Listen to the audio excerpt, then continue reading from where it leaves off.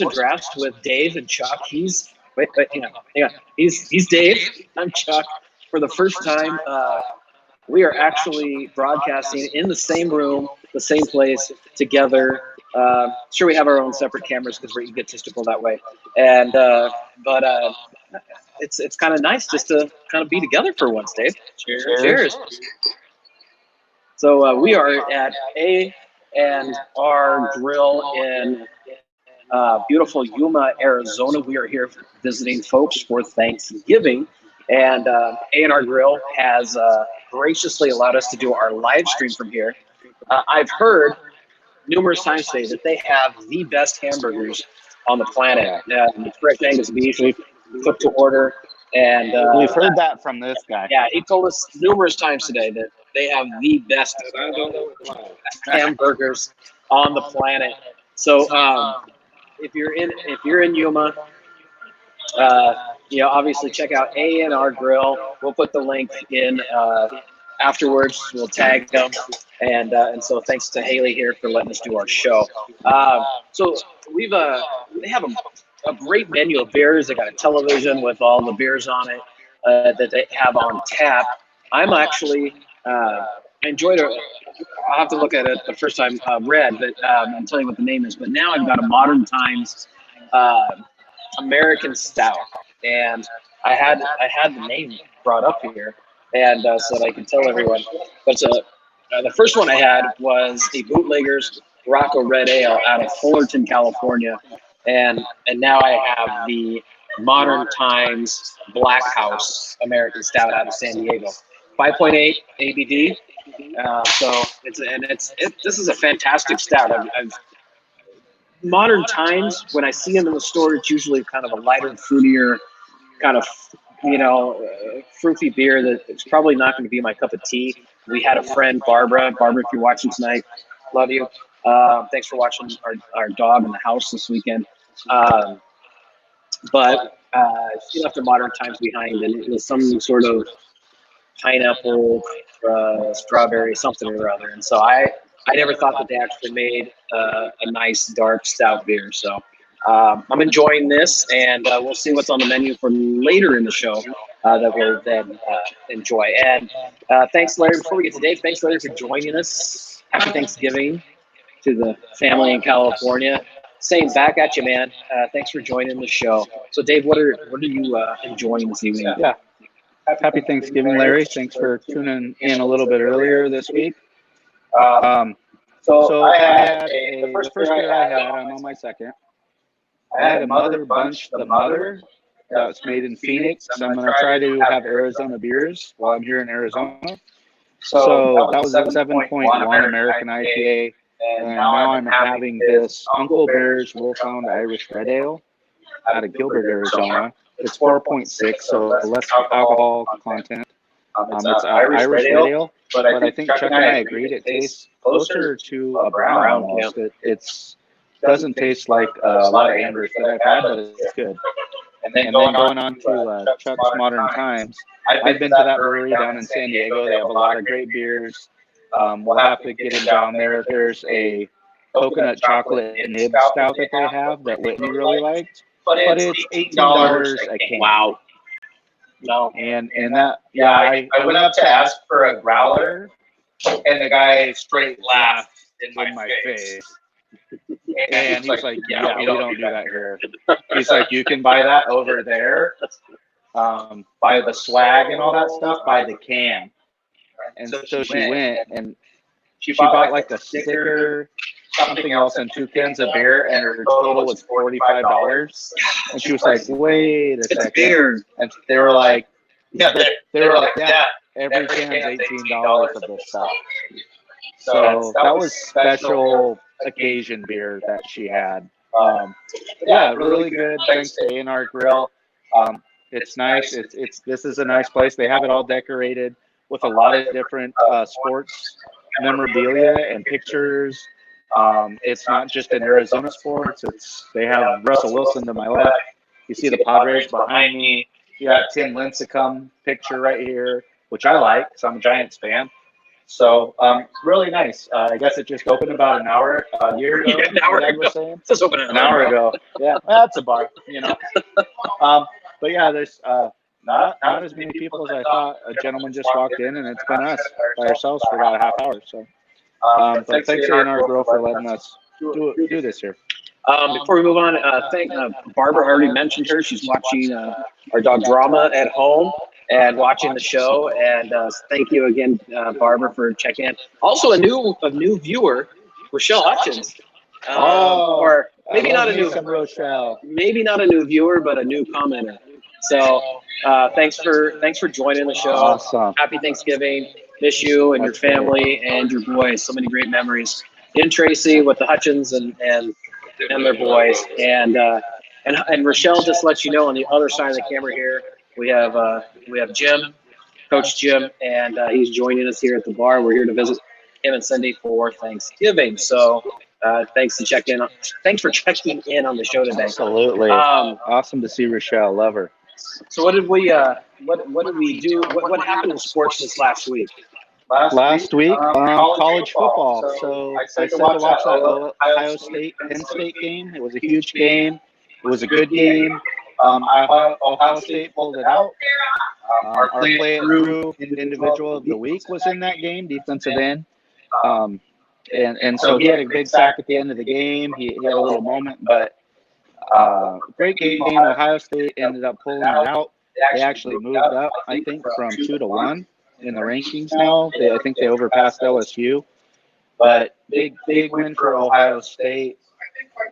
Kind of stunk. It didn't really matter because Oregon lost to Arizona State.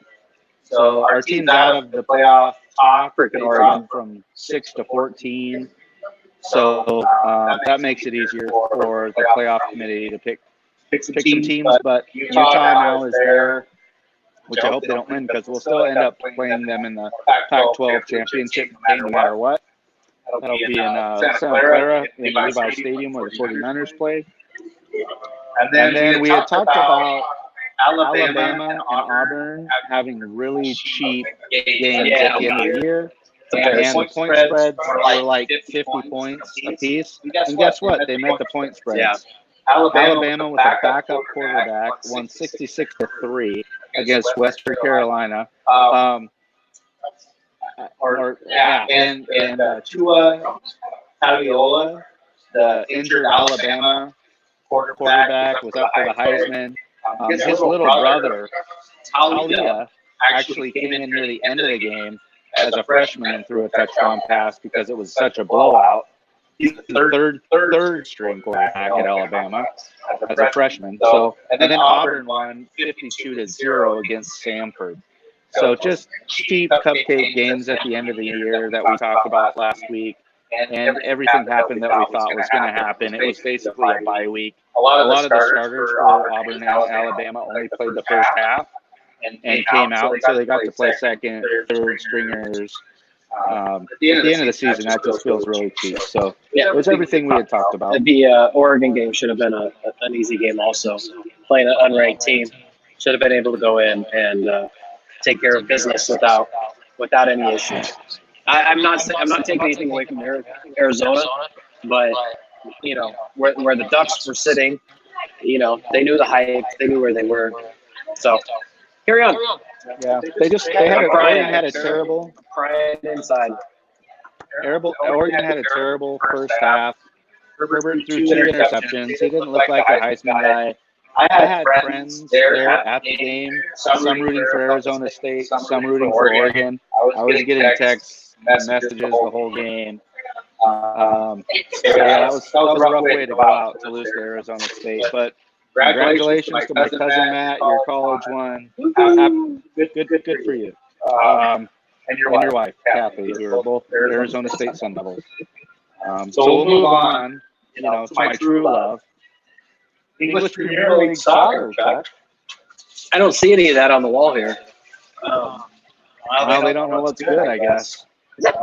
Kurt Warner? I'll have to send AR Girls some Liverpool swag.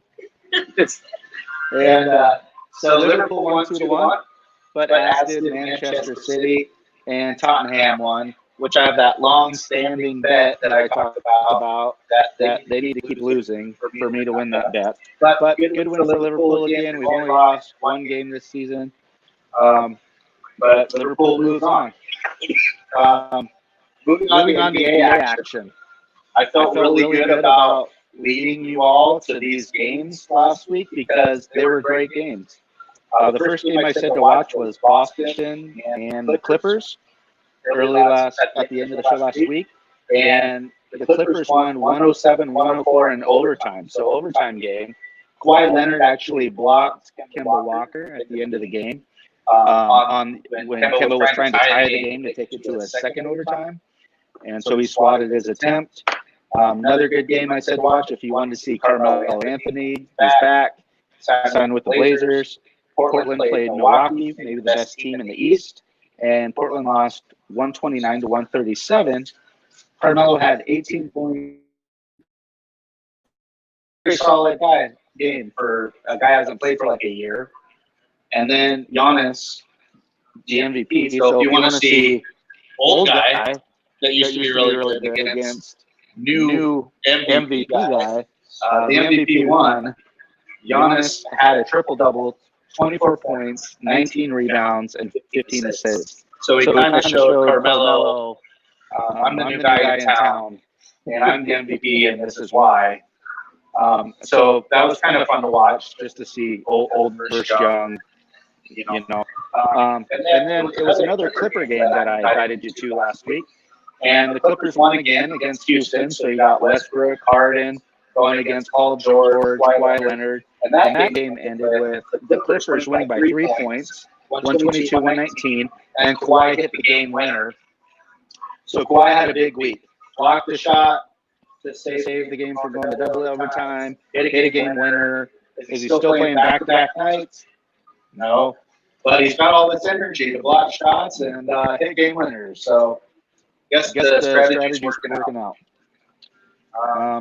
Anything on NBA, Chuck? Have you seen any NBA lately? I'm in second place in our fantasy draft league up for NBA for my first season. Tied for second. So 3-2. I have to have something because I suck at fantasy football this year. So I'm going to hang on to the fact that I'm in second place. That was my NBA week. When ESPN shows me a little ticker tape down each week, that's all I care about. That's good. I lost this week in fantasy basketball to the Nashes. Derek and his 8-year-old son beat me this year. The Yakima Ballers. So moving on to men's NCAA basketball. I said last week, watched the Georgetown at Tennessee ranked 22 game, and if you go back, I said Georgetown could possibly pull up this upset. It did. Georgetown won 82-66. Big win for Patrick Ewing, his unranked team being a ranked team and only a second year of coaching the team. So that was a big win. And then last night, huge upset. This is like Stanford beating Auburn instead of losing last weekend. So it was Stephen F. Austin beat number one ranked Duke 85-83 at the buzzer. So big time senior guard Jones for Duke tries to throw in an entry pass to a center down on the post. He's not open. He's basically double teamed. It's a bad pass. Pass gets deflected. Big man for Stephen F. Austin jumps on the ground. He grabs the loose ball, kicks it out to one of his guards that's at the top of the key. And his guard sprints down, dribbling, lets the ball go. As the ball leaves his hand, the buzzer goes off, the light goes off on the backboard, makes a layup at the buzzer to beat number one Duke. And he sprints over to his bench right after, and they're just celebrating like they won the national championship, which basically they did for them. So that just goes to show you gotta play the game. You gotta play them. Anyone can win any night. I mean, I'm sure Duke was probably a 25-point favorite, and then they lost. So that was exciting. That was super exciting. And we just watched Dayton take number 4 Kansas to overtime, and they lost by 6, but they were right in it. So college basketball, right off the bat, some great upsets, some great games. So check out some college basketball to see real hoops, because this NBA was kind of sick to watch. All these guys traveling constantly and flopping. And if you want to watch real ball, watch college ball. Yeah. So, women's college basketball, of course, we're all about number 1 Oregon over here. You know, this guy, this guy, this guy, this guy. Yeah, this guy. So we played that guy, my dad. Number 1 Oregon beat number 17 Syracuse 81-64 last week. The only thing I really recognized when I watched the game and the box scores is Oregon starters play almost the whole entire game. So they only have one girl that played like 16 minutes off the bench, and then there was a few girls that played a few minutes here and there. But the starters all play like 30-plus minutes. Like, they're 5 strong for sure, and maybe a 6th man. But I'll see how that goes into the season and see if these girls get worn down. But there's not a lot of bench play that I've noticed so far for Oregon. So the last thing I wanted to bring up that happened last week was heavyweight boxing. So Deontay Wilder has a record of 42-0-1. 41 of his wins are knockouts. And he knocked out Luis Ortiz, whose record's 31-2, with a straight right hand in the 7th round. And Ortiz was winning on every single scorecard up until then. So Deontay Wilder basically needed this knockout because he wasn't winning boxing, but he brought the power. There's a lot of people high in boxing. Even, Joe Rogan that announces MMA, he still likes to watch boxing. And he came out and said that Deontay Wilder may have the punching power of a Mike Tyson or a George Foreman. He could be one of the biggest one-hit punchers of all time. So, and there was a lot of other guys saying that too that are historians of boxing. So I'm going to have to watch this Deontay Wilder a little bit more. He could be a guy we're missing out on just because MMA is so popular now, and boxing's kind of gone down in popularity. But this might be a guy to really bring boxing back a little bit. I mean, if he's knocking out 41 of 42 guys he's fought, I mean, that's ridiculous. I'm going to watch that guy. I mean, if he's dropping bombs on people every fight like that, and he's usually losing in the scorecard, but all he has to do is knock you out, who doesn't want to watch that kind of boxing match? I mean, that's what you want to see in boxing. So I thought I'd bring that up just because he's getting a lot of hype, and I guess he's going to try to fight the big Russian. I can't remember his name. But the heavyweight champion right now, Rocky. Not Drago. He won't be fighting Drago from Rocky. You remember his name? Oh yeah, Rocky, man. But yeah, Drago. If he dies, he dies. You can't forget Drago. But yeah, so I thought it was worth mentioning Deontay Wilder for having 41 knockouts out of 42 fights, and he knocked this guy with a straight right hand. I saw it. I mean, you see him hit it, and the angle of the camera is you see the guy hit, you see the back of his head, and you can just see sweat fly off of him when he gets hit with that right. You can just see all this mist shoot behind him, and he just immediately drops, and you knew him. Yeah, I mean, it was a knockout, straight right knockout right off the bat. It was no question about it. So that's what happened last week. Sorry, I'm singing the song that they're playing over the thing. Ooh-ee, just like Buddy Holly. So what did you like last week? What stood out to you? What did you like this week? NFL football? Well, of course, I like my 49ers on primetime flex game, whipping the Packers, which I thought we could win. I didn't think we were going to blow them out. So that was obviously the thing I liked the most. The other couple things I liked, one was 49er related. So I'm repping Freight Gore right here, my man that was a longtime 49er. This weekend, he's on the Bills now, the Buffalo Bills. He in the fourth quarter, he had a 6-yard run that gave him 15,289 yards. He ended up passing Barry Sanders to be the third all-time leading rusher in NFL history. This was a guy coming out of college that had ACL problems, he had knee problems. He got injured. He got picked later in the draft. He fell back because they thought he was going to be an injury problem. And all he's done is go play 15 years in the NFL. He's hardly missed a game in his 15-year season. And now he's the third all-time leading rusher in NFL history. So the only people ahead of him right now are Walter Payton and Emmitt Smith. So think of some of the names. Barry Sanders, he passed, Tony Dorsett, Jim Brown, Eric Dickerson, O.J. Simpson, Marcus Allen, all these guys,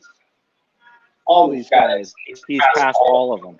So, and he's had to do it moving around to a few different teams the last few years. He's played for the Dolphins, the Bills, he's jumped around, and hasn't, hopefully he's one of those guys that does the Irish ordering more beer. Sorry, we have the Uncle Ben's Wolfhound Irish Red Ale. That's what I'm telling you guys.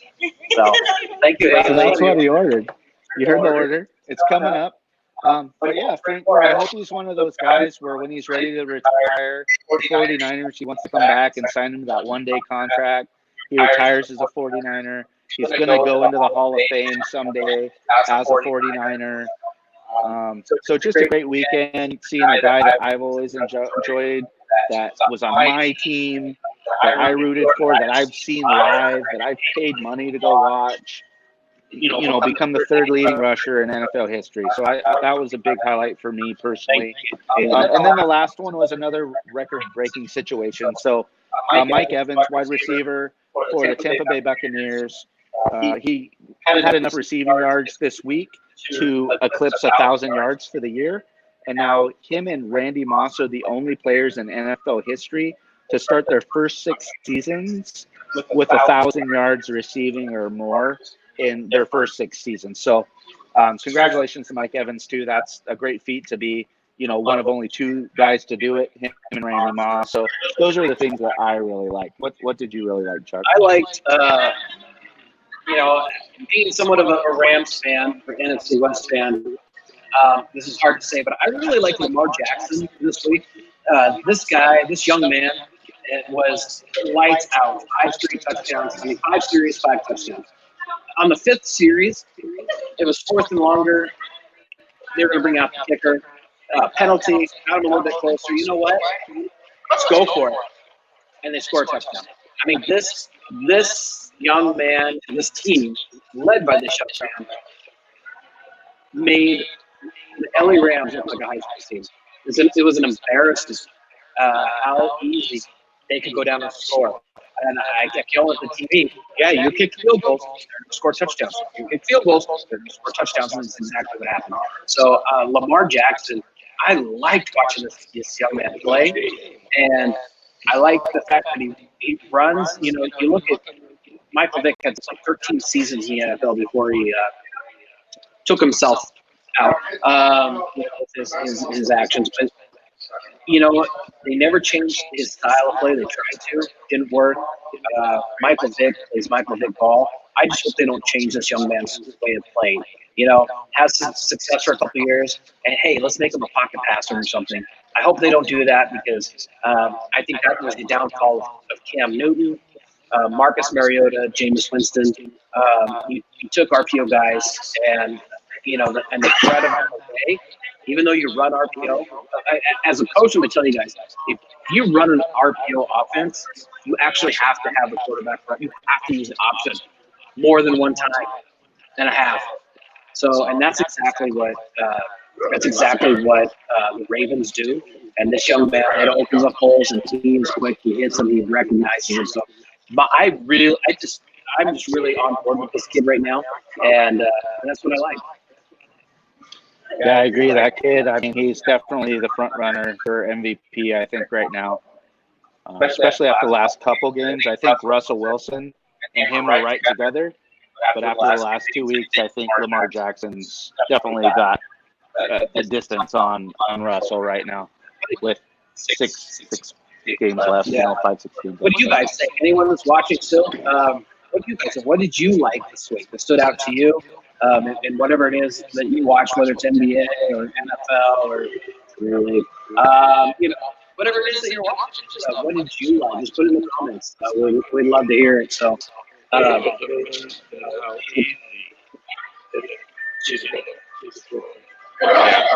Jim says that he was amazed and liked how easy it looked for Lamar Jackson, and it did, especially for a second-year player, like second-year guy. Yeah.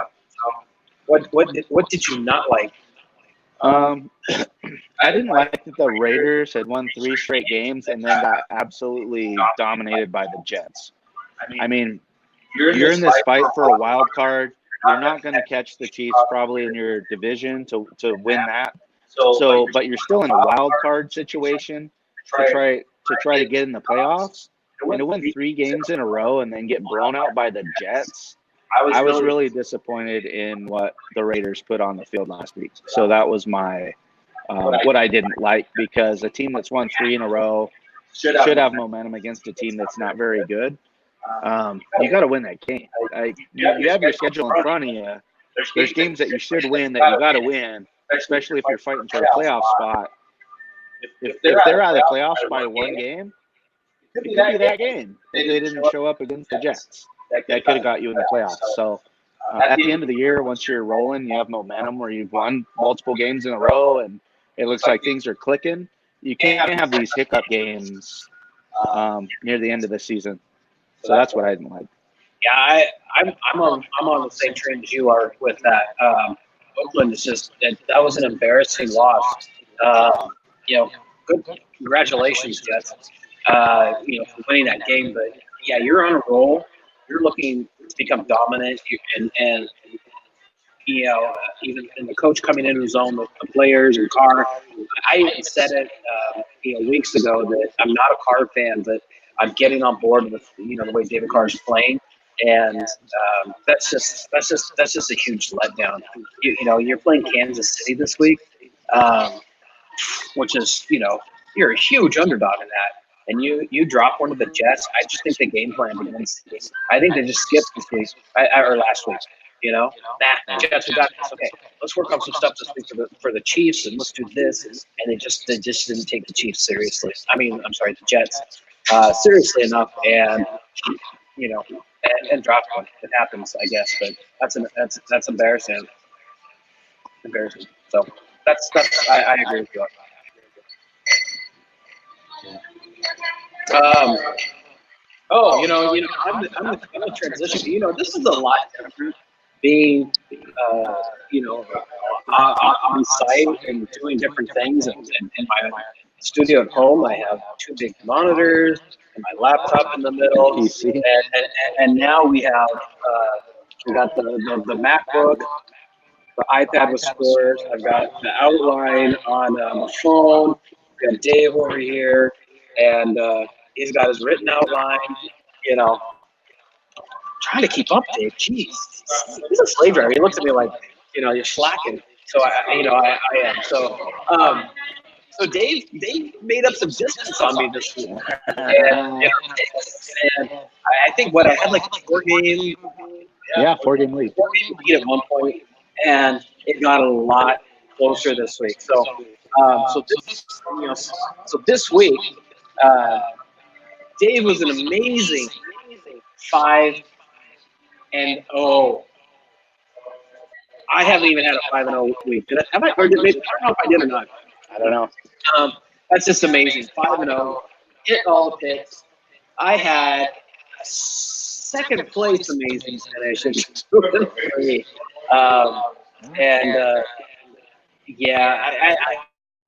So really, that just brought Dave. I think he had me the last couple of weeks an advantage on me. Sandy's in 29 losses, and I'm at 31-28. Got you one single game. So strategy of the year is just to take the same exact thing Dayton does. I won't do that. Yeah, they do it on TV. I will do it. And our pick this week are going to be different. And and you picked a tough one. We're going to look at the picks now. You picked a tough one for this week. This first one we have to decide. Bucks and Jaguars. The Bucks are visiting the Jaguars, and the Jaguars behind Nick Foles in week 3 now, I think, coming back from injury. The Jaguars are a 1-point favorite. So you're just picking the winner. So who's winning this game? I'm going to take the Bucks. Of course you are. I'm going to take the Bucks because they scored a lot of points last week against Atlanta. I think they can put up points. They have Evans. They have Godwin, who both have eclipsed 1,000 yards for the season already, both receivers. Winston can put up numbers. You don't know when, one week to the next, but he can. They can score. They did score last week. Jaguars I don't see as being a wonderful team. And it's only one. So since I have to pick a winner, I'm just going to go off momentum of the Bucs scoring that many points last week, beating a division, opponent in Atlanta, taking that momentum. It's not like they have to travel. Are they taking a bus? Are they taking an Uber? I mean, you're going from Tampa Bay to Jacksonville, so it's almost like a home game. They'll probably have a lot of their fans here, so I'm going to take the Bucs. Hey, and I'm just going to get behind the quarterback that's actually won a Super Bowl, and Nick Foles. Third game back, he's getting back into the swing of things. They brought him there for a reason. I bet the Eagles wish they'd kept him right now the way Wentz played this week. And the receiver. It's not all at once, but it's a lot of on once. Let's just be honest. I'm going with the Jaguars here. It's really either one. It's a flip of the toss of the coin, and I'm just going with the Jaguars. Pops-in-law here. We pulled him earlier, and he has also agreed with his son-in-law, who is obviously much more intelligent in picking. By one game, he's also taking the Jaguars. So you're outvoted there. So you might as well just accept the loss now. All right. I'll remember that on Christmas, assholes.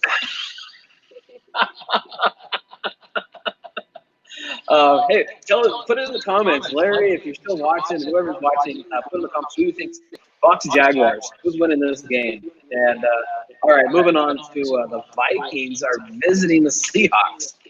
Seahawks get that home field advantage, 3-point, favorite up against the Vikings. Now, I looked at it because this was a kicker for me in kicking this, and I had to look to see if Adam Thielen's coming back from injury, and he was held out of practice Wednesday, but they said it may just be a rest day, and so. He's dealing with the hamstring. So I'm thinking he's going to play. I'm just going to hold out that he's going to play Sunday. That was kind of a deal breaker for me in this. The Seahawks run is going to end. I'm sorry, Whitney and Jim. I took the Seahawks. And so I'm taking the Vikings here. I'm picking the Vikings. Okay, I'm taking the Seahawks. For sure. You're married to a Seahawks fan, Homer. But they're at home. Seahawks don't lose at home. And even though they didn't play very, very well last week, they still won in Philly. Now they're at home. They still have Russell Wilson. They're at home. I take Seahawks. Jim takes the Seahawks as well. Dad takes the Seahawks as well. I would probably lose this game, but I still – this is why they play the game on Sundays, and I just think that the Seahawks. I'm sorry. And for the record, I think the Vikings are a very good team. They very well could win this game, but I like the Seahawks just because they're at home. If this was at Minnesota, I would probably take Minnesota. I think I'm with you. Everybody loses at home once in a while. So, and that once in a while is coming for the Seahawks this weekend, I hope. All right. Moving on, 49ers are going to Baltimore. to play the Ravens, who won by 30-some points last Monday night, are riding the high, putting up crazy points. So the 49ers are visiting the Ravens, and they're favored by 4. They're only favored by 4. I think the 49ers record is the only reason they're favored by 4. 1 point more than a touch or a field goal. Who are you taking? I mean, do I really need to ask this question? Who are you taking? Go ahead. Who are you taking? Oh, hang on. Oh yeah, and where's it at? Oh, right there. I know it's baseball. But Yeah. you know. I got to take my Niners. I mean, I can't bet against them. I didn't think that we'd be that close with the Packers. I thought, I didn't think we'd blow them out, basically. And we did. And this Lamar Jackson, current MVP, but our young defensive lineman, if anyone is going to stop this kid, it's going to be our defensive lineman that will contain him. I don't know if anyone can contain him, but if anyone can right now, it's our young defensive line. So I'm going to take the Niners. And guess what? If it's a close game and the Ravens win by a field goal, I still win. But I want to win the game, and I'm taking my 49ers. Okay, and I'm taking the hot kid right now. He was what I liked this week. I'm sticking with the Ravens. Here's what it comes down to. The Rams don't have a bad defense. Ravens? Oh, yeah. I'm sorry, Rams. Rams don't have a bad defense, and they got lit the F up. Yeah, they did. Like nothing. They walk on the field every time. They got everything they wanted. This young man, even on passes, I believe went at least 9 for 9. It was the second or third. It was late in the second or third quarter before he had his first incomplete pass, and it wasn't even his fault. The receiver tight end actually just dropped a ball that was in his chest. So the games, the strategy. I mean, they built the offense and the plays around this offense, and I think this is going to be lights out. I think this is going to be another embarrassment for the NFC West. Sorry, I think it's going to be big. I hope not, because the 49ers are my sleeper. So I'm gonna take the Ravens at least by 4. At least by 4. And believe me, I've been picking the 49ers. So yeah. Ravens are hot. So we have 2 big spreads this week, and let's look at this one first, because I think that's why they're both on here, because they were both 10. They were both. And Haley's checking in with us, and Dave's got. I think I'm gonna get a. Can I try the Uncle Bear's Brown Sugar Amber Ale, please? Awesome. So, okay. So we have 2 teams with the big spread of the week. So we always take the games with the big spread. And so the first one, Redskins are going to play in Carolina against the Panthers, and the Panthers are favored by 10. The way the Panthers are playing, that's a pretty big spread. That's difficult to take. I don't know who I took on that. Oh, I do now, because I looked at the outline, because I didn't really know, and I just basically flipped a coin. Haley told me who I was going to pick this week. Thank you. You watch football, Haley? So Washington is at Carolina. So the Redskins are at Carolina this week, and Carolina is favored by 10. Who are you picking? All right, you know what? That's what I underlined. So I'm taking the Redskins. It's a 10-point spread. 10-point spread. Carolina is projected to win by 10 points.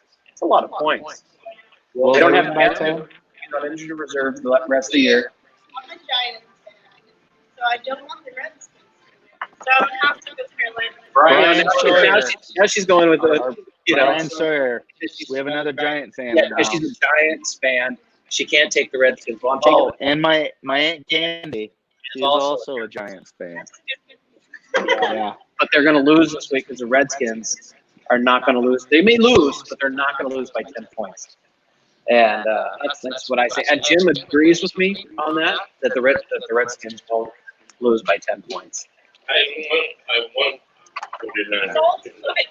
I'm also taking the Redskins. That's just too big. The Redskins won last week.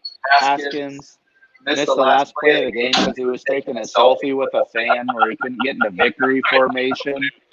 So I'm sure he got talked to about that. But good momentum for Redskins.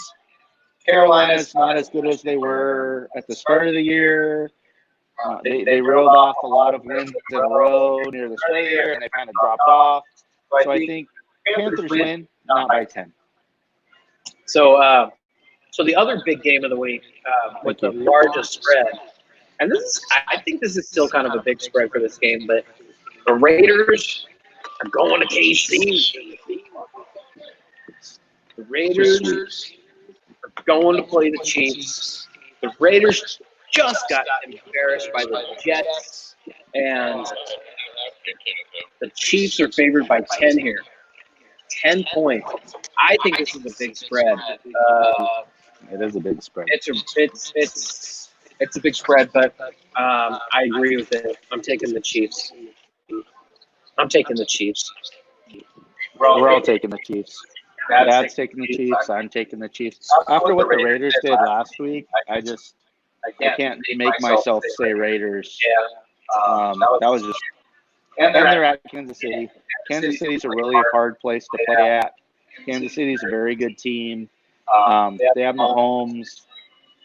I don't see the Raiders keep. I see the Chiefs maybe winning by 14. I can see them win by a couple touchdowns. So that's our picks. We're pretty close. I mean, this week could actually. Dave could take the lead. We have 3 different games, and so they're either I'll open it up the spread again or the lead again, or you will take it over. So Dave unfortunately loses to my son, the number 1 player in the league with his auto-drafted team. Yep, and but he's still in first place. He is. He's still going to playoff spot in our fantasy football league. Yay for you. What? Did I win this week? I might have won this week. No, I didn't. Oh, that's right. My wife beat you. That's right. His wife. You lost to my wife. Oh, The most beautiful fantasy player in the history of fantasy football. Yeah, I did lose to Brittany. And I was actually kind of shocked, but I found that I had a lot of people in all 3 of my leagues with buys, and I thought I was through that. I did win in one of my other leagues where I had 5 players on buy, and I had to go to the waiver wire, pick up a bunch of scrubs, and I beat them like by 30 points. So, but it was thanks to Godwin. The player I already had a huge crush. So I won by 30 points in that. But congratulations, Dave. Probably going to make the playoffs. Everybody's happy, and Chuck is already trying to draft for next year. So I'm making the playoffs right now in all 3 of my leagues. Really, I'm 1 or 2 in every league I'm in right now. wow. So which is good because you get a first round bye, except for our league because we have a 10 player league and only 4 teams go to the playoffs. The other 2 leagues I'm in are 12 team leagues and 6 go to the playoffs, but the 1 and 2 get a first round bye. But those are money leagues I'm in. And they pay out if you're 3rd place, you get your money back, what your buy-in was. 2nd place, you win a good amount more than your buy-in, and 1st place, you win a lot more than your buy-in. So I won one league last year, my big money league. Right now, I'm 1st place in that league. So I get a bye. I've already clinched a bye. So I don't have to play week 14. Then week 15, I'll play whoever's in my bracket. And if I win that game, then I've at least won my money back. But then I get to the finals, and if you get 1st or 2nd, you're going to make more than what your buy-in was. So really right now, I have to win my week 15 game to make more money than what my buy-in was in my big money league that I'm in. So that's the one I'm really focused on and zeroed in on right now. Because if I win that league like I did last year, I win like $300 or something like that. So I'm excited about that. So it's that time of the week where we move on into our play it through person of the week. Davis selected another. Jim is proudly wearing his play it through cap, and I think Dave's going to try and show it. It's a little dark. Your thumb is over the camera. Still finger camera. Look at right here. I don't know if you can see it, but Dad's got the play it through hat. So this hat he's got on. Put it back to me. Pause.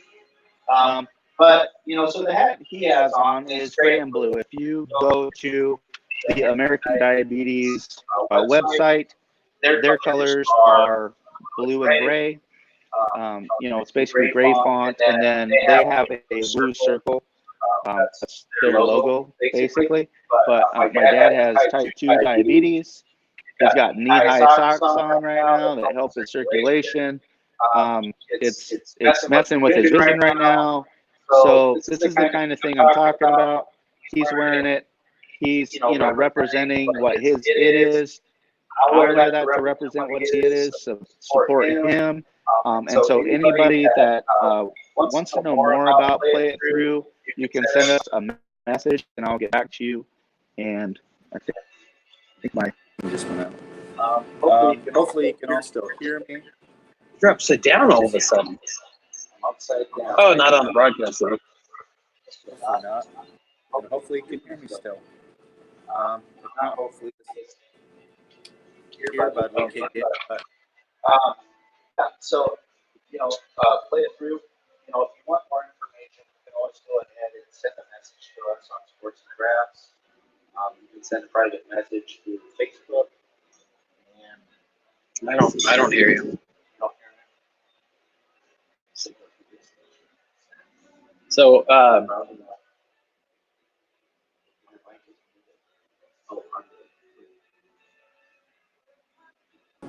okay. There we go. We're back. All right, cool. All right, little audio glitch. But if you missed it, basically, we chose the hat that my dad's wearing, and that's kind of what Play It Through is all about. So he's got the colors, the hat on that represents diabetes, which he is a daily issue for him that he plays it through that. So if you want any more information about Play It Through, please send us a message. And I can get you more information about what Play It Through is. So this week, person of the week, it kind of was not the person that I had planned on talking about, but what happened on Sunday. I thought it was important for us to talk about is Brandon Brooks. He is the right guard for the Philadelphia Eagles, and he started the game this last weekend, but he had to come out after the first series because he is actually dealing with an illness due to anxiety. So Brandon will get these anxiety attacks that make him physically ill when he gets them, basically a sickness.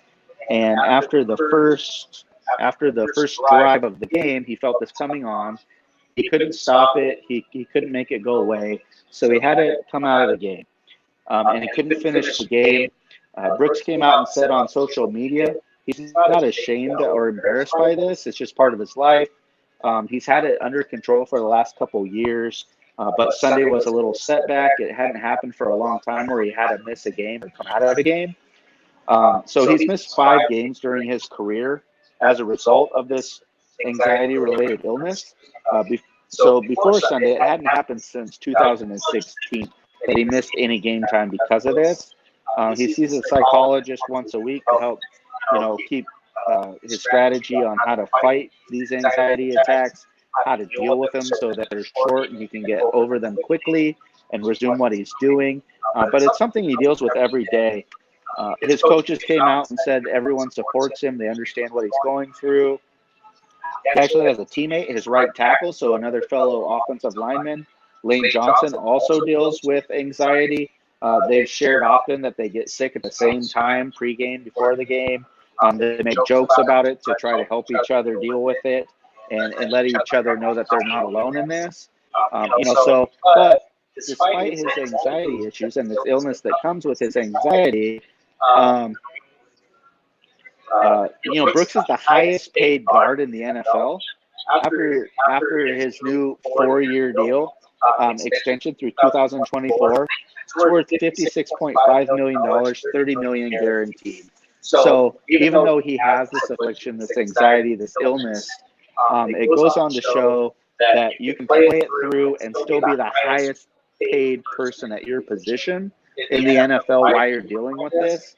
And I like Chuck showing these wonderful pictures of Frank Gore, though, because I love this guy. He just sends me pictures. I throw them all together. But so basically, Brandon Brooks. Is there another one of him? Nope, those are Frank. So Brandon Brooks, right guard for the Philadelphia Eagles, is the Play It Through Person of the Week. So this is another product of being out on location and figuring crap out as you go. And so I can't see you either. So I might be out. Dave's blacked out. I'm blacked out. I'm audio down. I could hear myself. No, I think that. Can you hear me? Oh, okay. Yeah. I can't hear me. Yeah. All right. So I'm still good. You don't need to see my ugly mug anyway. So what are we? We'll do this. What are we? Oh yeah, we're together. We can do this. So let's. Oh, I'm still here too. So, but I can look at yours, so I'm facing the camera. There you go. You can So what are we watching this week? All right. So I got my list here that I have to read. A lot of good college football. So college football, we're basically in the last main week of college football. All the rivalry games are this weekend. A lot of them, the Apple Cup, Washington State. My Oregon Ducks are against my wife's Oregon State Beavers. I put our house divided flag up on the post on our garage outside this week. So we're looking forward to that. I think that will be a very good game. Some really big games, though, is number 2 Ohio State is going to number 13 Michigan. That's at 9 a.m. on Fox. Michigan has a chance to be the upset kings of the season by taking Ohio State out of that 2 spot, maybe knocking them out of the playoff. So that's a huge game. Huge game for Jim Harbaugh. He needs this win. He's never beat Ohio State since he's been at Michigan. So that's a huge game.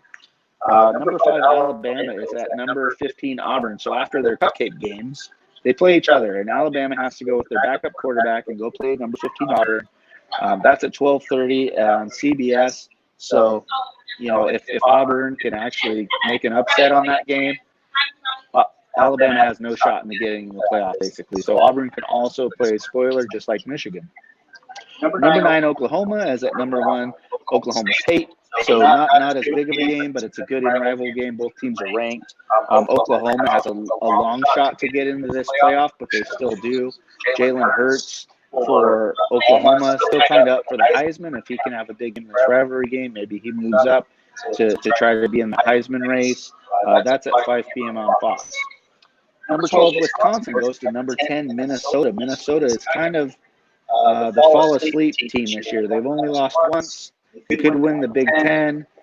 They're at home with their last game. That's 12:30 on ABC.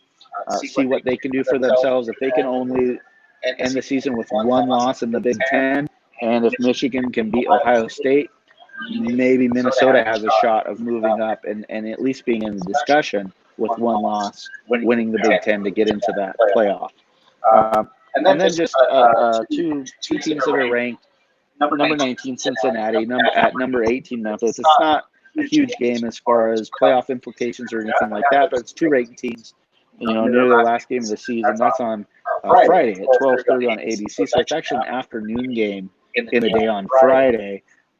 If you're not doing anything on Friday afternoon, you can watch a pretty good college football game. 2 teams, good records, ranked in the top 25 that maybe you haven't seen yet this year just because they're not bigger name conference, bigger name colleges.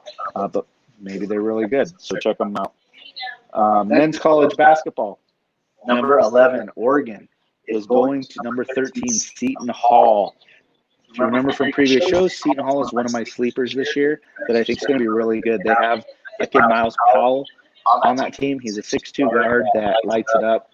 He can drop 30 on you in a game.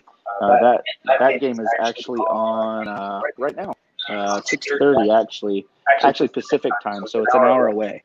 It's an hour away from you Pacific time. For us, it starts in 5 minutes because Arizona is an hour difference. That's why we're on an hour earlier today.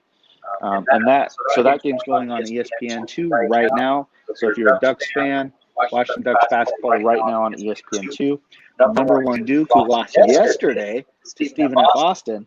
Number 3. Stephen F. Austin. You don't have the Stephen F. Austin? Oh, wait. They're the one. No, I don't know who they are.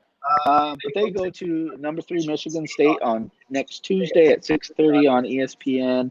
And then next Wednesday, while our show's going on, number 10 Ohio State is at number 6 North Carolina on ESPN. So some good ranked games, some big ranked games going on. It'll be really interesting to see next Tuesday how Duke rebounds from that loss to Stephen F. Austin to go play Michigan State. Who also, Michigan State got upset this last week too. So they're both coming off upset losses, and they're both pissed off, and so they're going to be really going at each other next Tuesday. Women's college basketball, number 1 Oregon, Go Ducks plays number 8 Louisville Saturday at 12:15. So let's see if the Ducks can beat a team from down south that is ranked in the top 10 on an away game. Number 5 South Carolina ladies go to number 2 Baylor on Saturday at 5. So we have 2 of the top 5 teams playing each other, number 5 against number 2. So that would be a good game to check out if you are into women's college basketball. Moving on to the NBA, not a lot going on this week. Really nice of the NBA to give all the teams Thursday off tomorrow for Thanksgiving. There's no games tomorrow. But right now, tonight, 6:30, you can see the LA Lakers go to New Orleans. And the only reason I put this game up is the Pelicans aren't that good, but half of their team is from the Lakers last year. Brandon Ingram, Jason Hart. There's a lot of guys they traded over to get AD. So it's basically Anthony Davis playing his old team and all the Lakers guys on the Pelicans now playing their old team from last year. So that might be interesting to watch. That's on ESPN at 6:30 Pacific time. And then on next Tuesday at 7 p.m. Pacific time on TNT is the Portland Trail Blazers at the Clippers. So you want to see Damian Lillard, Carmelo Anthony, McCollum play against Paul George and Kawhi Leonard. That's something to watch next week. And then the last thing I have for you is just the 2 worst teams in English Premier League right now. Southampton that has 2 wins and Watford that has 1 win. They're playing each other. So it's not something I would watch, but both teams need to win real bad. So that's the only reason that I put that game here to watch is you have a team that's won 1 game and a team that's won 2 games in 13 total games this season.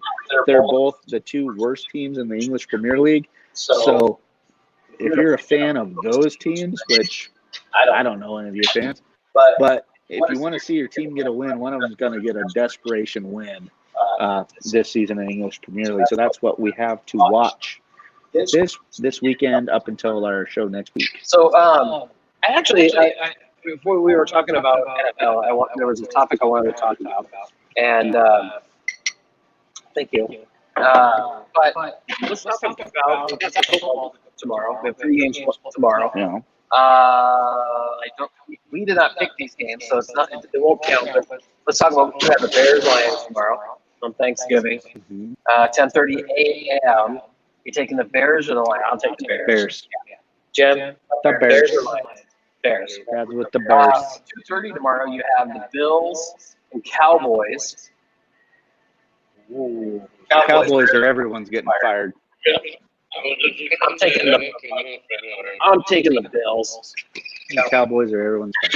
I'm taking the Bills. Okay. I'll count against it. And then the Saints and the Falcons could be a shootout. Saints. Could be. Yeah, you got to take the Saints. Falcons just lost to the Bucs. As well. One of the things I wanted to talk about was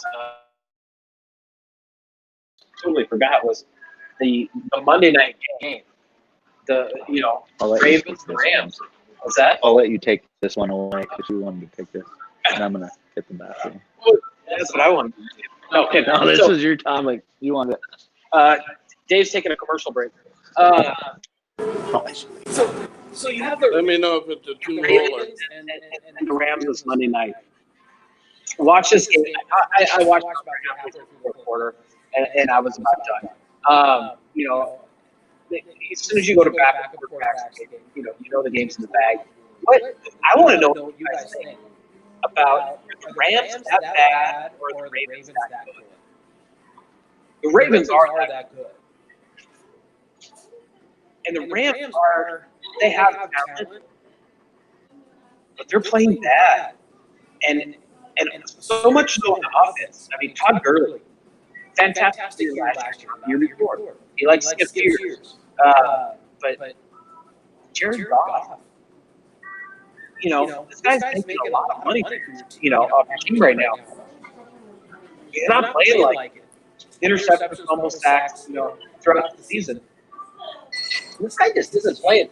Are the Rams that bad? What happened from 1 year going to the Super Bowl and laying down in the Super Bowl with the Patriots to not even going to make the playoffs this year? I mean, what is going on with this team? I mean, honest question. Should Sean McVay's job, should he be on the hot seat right now? Sean McVay, should he be on the hot seat as a young coach who came in and just totally took this team to a level that's put them back on the map? Should Sean McVay be on the hot seat right now? No. I mean, it's disappointing. To me, I look at it like this. If Dan Quinn, who they say is not on the hot seat, the owners came out and said that about the Falcons, they're not going to win in Atlanta anymore. After losing the Super Bowl, the biggest comeback in Super Bowl history of the Patriots, they've been shell-shocked since. They're awful. They went from a Super Bowl team a couple years ago. They're terrible, and they basically have the same roster. And they have the same coaching staff. They basically made no changes, and they're way worse. Where the Rams are definitely, they went to the Super Bowl. They lost, to the evil empire. And, what do you do? I mean, this guy is young. It seems like his players like him. Has this been a good year? No. But one thing I think they need to figure out is, one, they've had a lot of receivers hurt randomly. It seems like they have a different receiving crew every week of who's hurt, who's not hurt. They're not giving Gurley the ball because they're saving him because he might be hurt. I think part of this might be roster situation right now on the offense of trying to limit Gurley, who's healthy. Their line's not good. Their offensive line is not good. So whoever the general manager needs to pick up linemen somewhere to help Goff. Because obviously when he had time last year and things were clicking, he can get you to a Super Bowl, and then all of a sudden they're not good anymore. But they've made a lot of moves in the defense. They got rid of a corner. They brought in a corner. Will he stay there? Will they sign him long term? Who knows?